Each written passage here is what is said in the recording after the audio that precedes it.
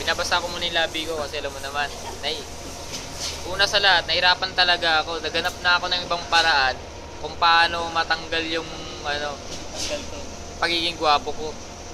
Tangin na. Walan talaga ako ng pag-asa.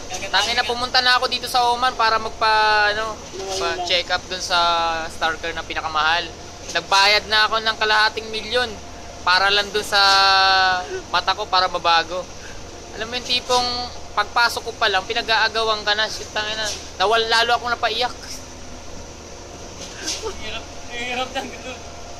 Sandali na. Yung tipong nahihirapan talaga ako.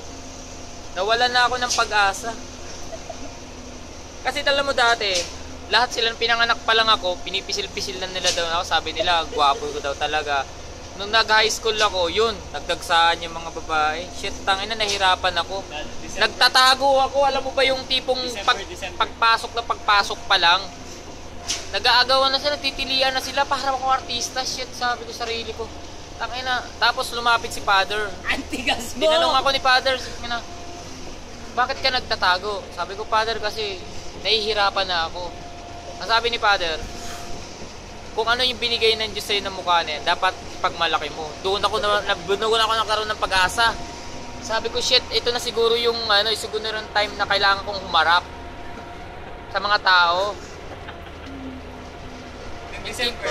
Ano ba nangyari sa'yo nung December? Anong December naman, puso ng karoling. Kaya nagsasaya na yung mga babae.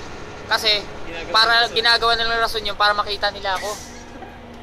Shit, mentang ina.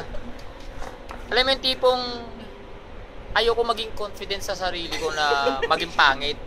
Pero yun talaga gusto nila, gwapo talaga daw ako. Hindi kaya. Kung nag-jogging ka, nagkaroon ng panran sa likod. Sandali, naiiyak ako. Okay. May umani nagtanong.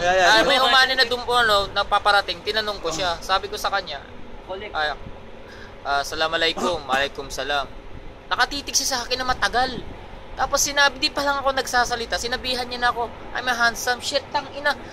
Men, doon ako naiyak. Sabi ko, hindi ko siya pinansin. Nagalit siya. Bakit ko di pinansin? Kasi tinawag niya naman akong gwapo. Nangiinsulto ba siya? Pinapamukha pa sa'yo eh. Alam mo, naisipan ko nang magpakamatay, tumalon, ibangga yung kotse. Kaso maraming humarang. Ito nga, sinama na naman nila ako sa Iglesia ni Cristo. Nung pagpasok ko, hindi na ako pinabayad. Sabi niya, gwapo mo po.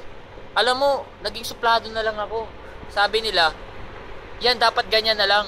Maging suplado ka. Hindi ka naman masungit, di ba? Hindi ako masungit. Mabait ako, pero na talaga. Okay. Ano masabi mo ngayon? Sa ngayon, hanggang ngayon, naghahanap pa rin ako ng pang-visa na magiging pangit ako. Alam mo yung wala kayo. Wala talaga lahat. Promise, uikot ko na ito yung buong Oman, wala pa rin. Magdasal ka, anak ko. Ina. Hindi ko na talaga alam. Kaya kailangan mo magdasal.